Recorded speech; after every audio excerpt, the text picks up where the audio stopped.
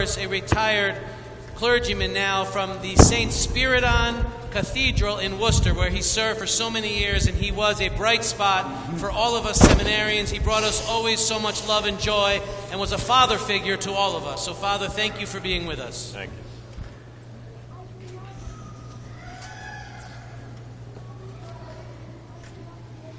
Good morning, Kalimera. I wanted to share with you something that happened to me when I had recently arrived to the cathedral in Worcester, Massachusetts, Church of St. Spiridon, in 1982. There was a person who wanted to see me, and I remember I was going to a hospital call then at the Medical Center, University of Massachusetts, and my secretary, Teresa, said, "Father, this gentleman just wants to see you for a moment." At first, I was going to tell her, please tell him if he could come back a little while later. But I feel it was God's grace that I invited him into the office, and the first impression I had of him was he was unkempt and he reeked of smoke, not cigarette smoke, but smoke from a fireplace. And I said to myself, I can't believe now that I'm going to be detained from going to the hospital. It wasn't an emergency, but I did want to get there as soon as possible. To make a long story short, he just wanted a little bit of my time. And during the conversation, which only lasted a few minutes, before leaving, he said, "Father, I'm giving you this passbook." It was a passbook from a bank. And at first I said to myself, this man must be a little out of it. But little did I know, what he wanted was an encounter with I, the unworthy representative of the church.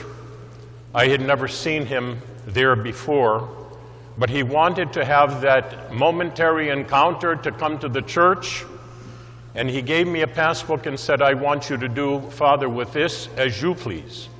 And I told him that I would make certain that it's set up in a way that no matter who was the priest there, the money would be could use, and it was. The passbook then, and this was in 1982, had over $15,000. And again I said to myself, who would have ever suspected that the person dressed like him and smelling like him was a person that truly stepped up to the plate for his church? And then I remembered how the widow, too, in simplicity and humility, gave as much as she could. By the way, this man passed away approximately 2 weeks after that encounter. We should never judge a person, no matter who or what she may look like. That isn't our job, but it will be the great judge someday. In Greek we say, "Όλοι μας θα είμαστε μπροστά από τον μεγάλον κριτή μια μέρα." And that's what today's gospel is about. After his resurrection, we know that Jesus often appeared in another form. His disciples immediately recognized him. And then one said, "But who is this?"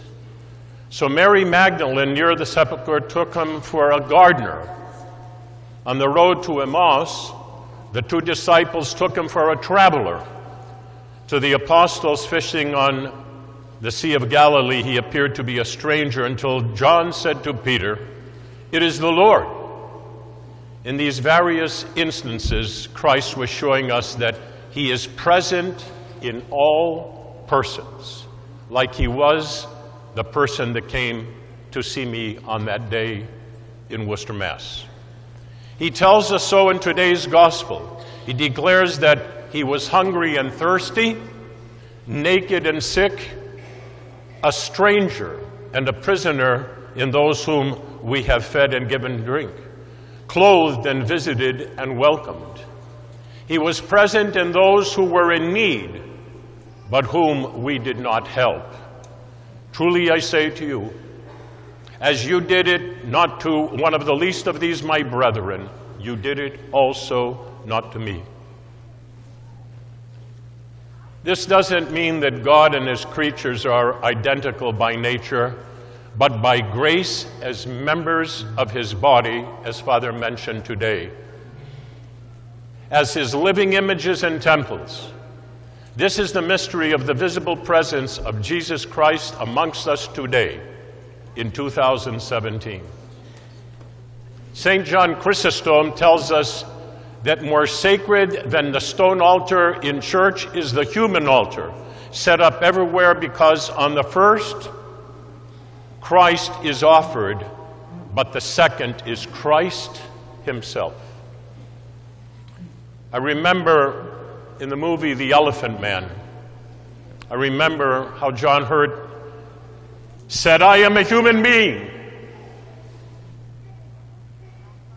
Christ is often depicted as an attractive person, a person anyone would want to include on their invitation list to a party.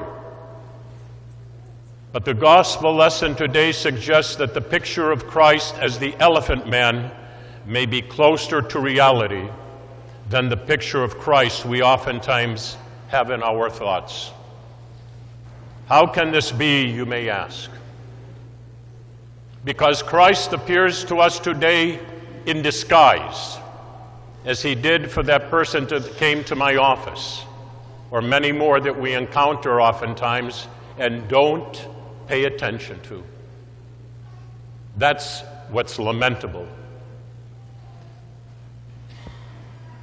He comes to us as an ordinary person, as one of the least of our brethren, the hungry, the naked, the thirsty, the stranger, the prisoner, the king in disguise, the elephant man. What will follow the resurrection, we ask? The separation of the sheep from the goats. Christ spoke to those people in the language and mentality they were able to understand. The sheep, in their goodness, lack of shyness, gentle in disposition, characterize the first group. The goats, because they are undomesticated, not gentle, characterize the second group. The law and the basis on which the separation of mankind will be based is love, agape, not knowledge, education, science, wealth, nor material gains, but rather the love of man to his fellow man. That's bottom line. The first group, the sheep, will hear, "I was hungry and you gave me food." And the second group, the goats, will hear, "I was hungry and you gave me no food, gave me no drink, did not clothe me, did not visit me. Blessed are the first who were full of love, and cursed are the second, who did not have any trace of love, but lived only for themselves." Remember the rich man and Lazarus? Christ doesn't demand the great and difficult things of us, except agape, love and understanding, synonoisi, to the needs of others. Love as giving and as an offering has no limits, either to the wealthy or to the lower classes. The former gives of his excess wealth, and the latter offers his or her inadequate funds. Those who have nothing to give or offer can extend a glass of water and offer the sick companionship. Do you know why water was offered? And it's written in the Bible? Because then in Palestine, water was something to be definitely wanted in the highest regard. Tonero, είχε μεγάλη αξία τότε. Sometimes it happens that this kind of giving is the worthiest. The things Christ talks about in the parable today are simple. Anyone can give a piece of bread, a cup of water, a word of welcome or kindness, a piece of clothing, and a visit, as this church does to those homeless families.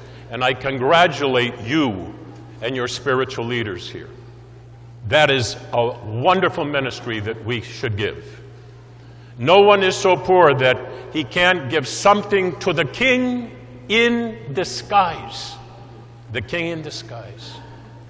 St. John Chrysostom says that if the church ever comes to the point where she has nothing to give to help the needy, the holy chalice and other sacred vessels of the holy altar should be melted down and made into gold coins to help feed the hungry, who are the living temple of God. So the basis on which we shall be judged by God when he appears at the end of history is how deeply we love the King when he appeared to us in disguise. Lord, when did we see thee hungry and feed thee, or thirsty and give thee drink? Or when did we see thee a stranger and welcome thee? And the King will answer, as you did so to one of the least of these my brethren, you did so unto me. Amen. Believe and confess, Lord, that you are truly the Son of the living God, who came into the world to save sinners, of whom I am first. I also believe that this is truly your body, and this is truly your